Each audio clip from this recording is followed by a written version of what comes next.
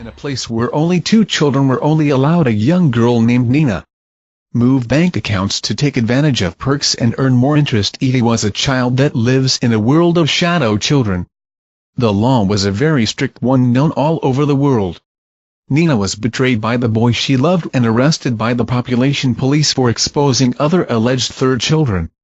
She was sent to a place, not a normal place you would love to go. She was sent to a for kids like her. After she was put in her jail cell with 3 other kids, she already tried to plan her escape. The other kids told the guards they're not shadow children, and now Nina is faced with the most difficult challenge. Nina was forced the other kids to admit they are shadow children. The guard told her if she doesn't find out that they are not shadow children by 24 hours she would be killed. After all of the problems, she was taken to a room and given fresh food she never tried before. Then she started bring food back for the other kids in the cell.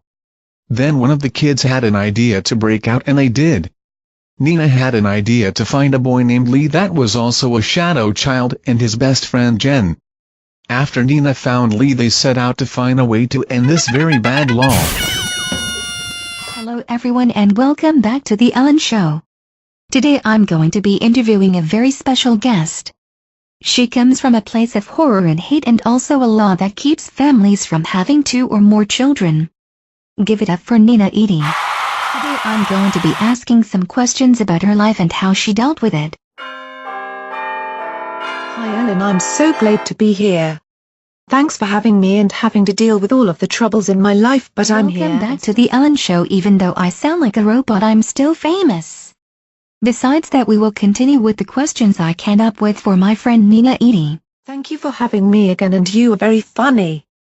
So back to where we are. Okay, so the first question is, what will you do if they ever catch you again? If they ever catch me again, I think I would try to fight them because they will never take me alive.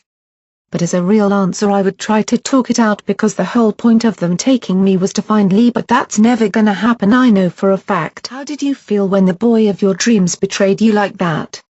How did you feel about this horrible issue? Well, when the population police came to my house, I was up in the attic playing on my end, and I heard they talking to my mom, asking her, "Where is your daughter?" She didn't tell them where I was, and after she said that, they almost killed her.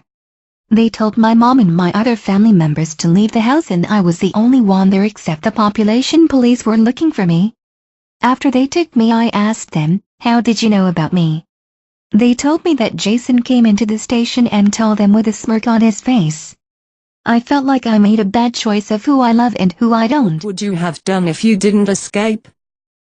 If I wouldn't have escaped the prison, I probably wouldn't be here. But really, knowing I would probably be still figuring a way out of that gross prison where I didn't belong. And it was very strange how only me was getting all of that delicious food and not everyone else. Did you ever had a crush on Lee when you met him to stop what was happening? When I first lay eyes on Lee, I feel in love. I wanted to tell him, but I was too nervous to confront him. I felt bad for what he's gone through, but I was now in his shoes. But yay, to enter your question, yay, I did like him, and now I hope he likes me back because I hope me and him can become a thing. All I want to say is thank you for being here, and I have one more question for you. Would ever go back to your hometown or go back where you were and start finding a way to end this horror law? AWWLN, anytime you want me here, I will be here. And to answer your question, I probably will to see my parents, but not to ever live there in my interlife, so yay.